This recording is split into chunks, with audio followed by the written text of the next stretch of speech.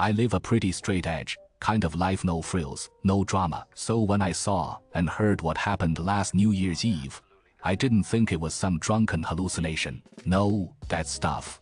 It was real, cold, hard, and stuck in my bones.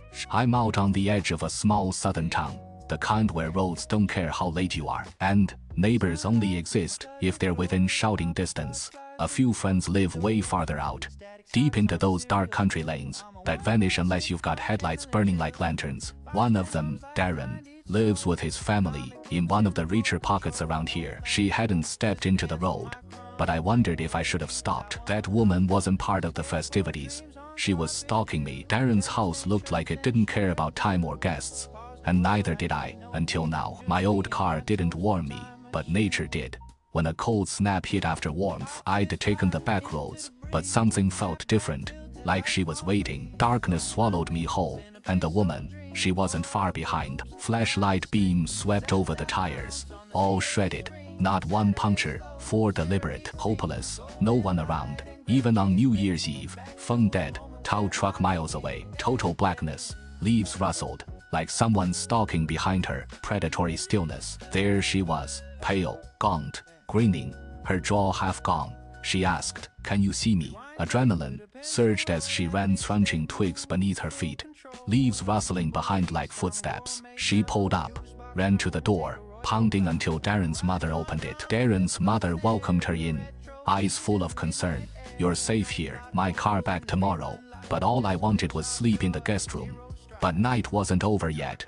Woke up to a soft tap at the second-story window. Looked at the clock on the nightstand. 3:14 a.m. No blinds. Didn't dare look out until I heard that muffled voice again. Same voice, same woman.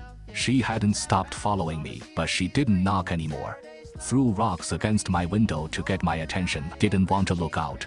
Didn't want to leave the bed or sleep until sunrise. When dawn broke and Darren's family woke up, she was gone. Thankfully, I told them what happened. We all looked outside together before cops showed up at the spot where I'd heard her voice. Darren's dad found a rusty knife. Didn't belong to them, presumably used to slash my tires, but also meant she followed me there, to the party, and specifically targeted me while everyone else was inside. They called other guests. One said they'd seen someone in a white dress outside from their window, thought nothing of it. People were coming and going all night. When I gave my statement, I told them to check that shack on the road. Figured she had something to do with it. Turns out, no one lived there, but dead, gutted animals sprawled around the woods nearby. The woman never found scariest questions. How did she track me down so fast after I left the party? And if half her face was missing, how could she say those words so clearly? Still go to Darren's house for New Year's Eve, but this time, carpool, take the long way around. When I was 26, I stayed with a friend in San Diego for a few days and booked a late flight home. It landed at midnight. By the time I got off the plane and reached ground transportation, 12:30 a.m. Waved down a random taxi, gave him my address.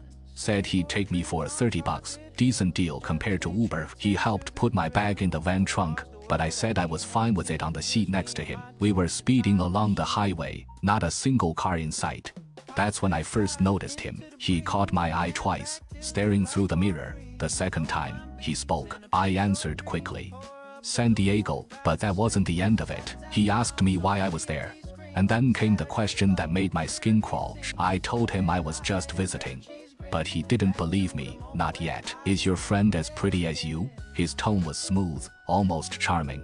But I felt the chill. I laughed, the first instinct. But then, it was creepy. He asked me again, third time in 5 minutes. I was starting to feel like prey. It didn't help. His tone stayed flirtatious, but his eyes were watching me, like I was something he could dissect. He asked if I was traveling alone, and when I said no, he challenged me again. "By flying yourself, you're traveling alone." I stood my ground. I wasn't alone, but he didn't buy it. You're traveling alone," he insisted, and laughed like it was a joke. But his eyes said otherwise. I told him we could agree to disagree, but he laughed, like he meant it as a joke. He was at least 40. Hitting on a 20-something girl late at night. That's creepy, right? I'd been through this before, but never quite like this. Never so close to home. As we passed over familiar overpasses near my exit, I shouted, "That's my exit." He didn't slow down. I shouted again, Louder this time. That's my exit. He apologized and said he'd catch the next one. I tried to peek at his GPS, but it was too angled. The next exit, a mile away. I started sitting upright, my body tense. I was ready for anything. When we approached, I shouted, "You need to get off here." But he didn't acknowledge me. He turned on his blinker and merged off the exit. No acknowledgement. Just a hint of annoyance in his eyes before he vanished. I noticed him glancing back.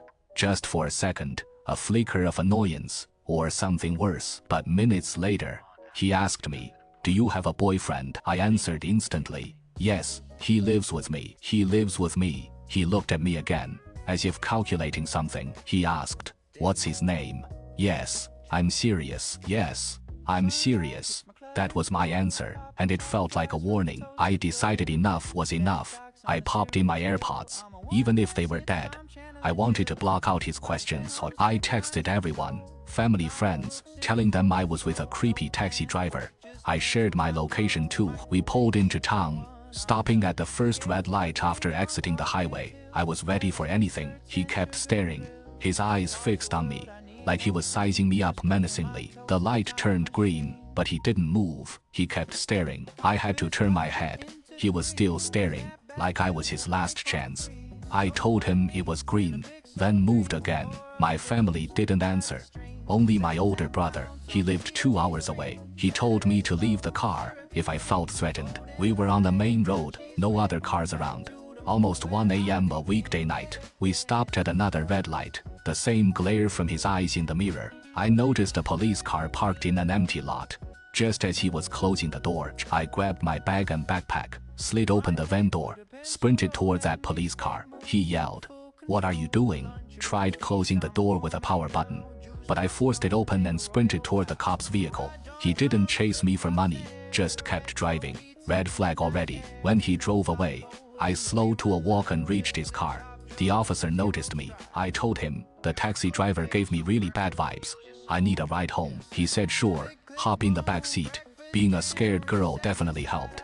But I wouldn't recommend going straight to cops asking for free rides. By the time we got back, that cop was already gone. He dropped me off. I let myself in, didn't unpack, brushed my teeth, then crashed into bed. Then, knocks at my front door.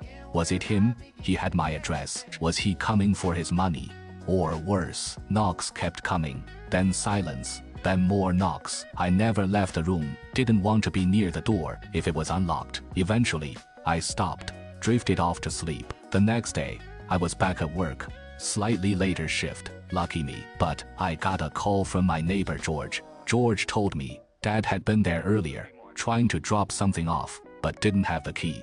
He called to confirm if I expected him. I said, no, I hadn't heard from him. George told me he'd seen nothing left behind, just checked the windows. He thanked me. I called Dad again. He said he was still at work, hadn't stopped by. I took this time, explained the whole taxi thing over the phone. Dad said he wanted me to come home for a few nights. I agreed, but first needed to pack up everything. I got back around 9 p.m., finished the laundry, then packed everything. Something in my apartment felt off. Never get nervous alone, but that night, like someone was watching. Never get nervous alone, but that night, like someone was watching. Deep down, yeah, like it wasn't just me anymore. Sounded like small cracks in the floorboards. Pressure of weight shifting around. Freaked out. Haste to pack up and leave. Just as I was ready to go, heard a creak from down the hall spare bedroom.